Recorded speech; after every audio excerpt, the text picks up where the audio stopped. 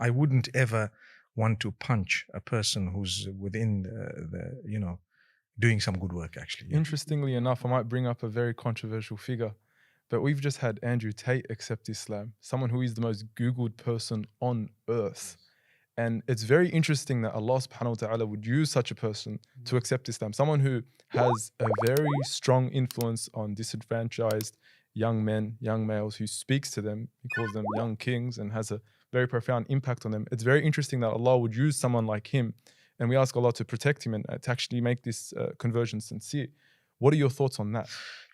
I'll be honest with you, as much as it might sound very strange, but I didn't really know who Andrew Tate was. Obviously, I'm busy in my field and so on. But then when the hype came, I obviously found out, and I checked him out, and I was very happy at the Shahada. Obviously, who wouldn't be? I mean, we're Muslimin and we're all excited, and we wish for everyone to be Muslim.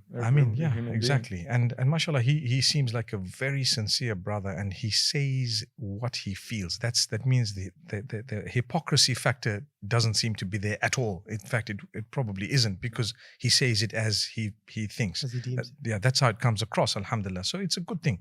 And what I believe Islam would do for a brother like that is amazing. It would streamline his ideas, and actually, between misogynism and feminism, those are the terminologies that people use today. We have a beautiful Islam. The Prophet ﷺ's approach, because I know I faced some of my friends, some scholars as well, and some regular Muslims who sometimes have told me certain things. No, Sheikh, you're too soft, and no, Sheikh, you're this and that. And I tell you, it's not that. Islam is a balance. There are times when the Prophet ﷺ was extremely lenient and very forgiving. There were times when he spoiled his family members. There is a balance. It's happened to me where people say, oh, you said this and you said that, but we're calling towards a balance.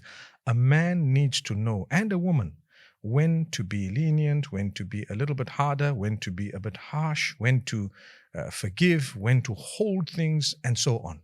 So it's a beautiful balance. So I believe that's what Islam would do to anyone who's genuine in learning. It would create a balance. It's not all about being, so I'm the king, I'm the boss, and that's me. I mean, no one would like you in that case, because why? It's not the case. It would regulate you towards that wasat. You need the middle path. You are a king, but if only you have a queen. There goes.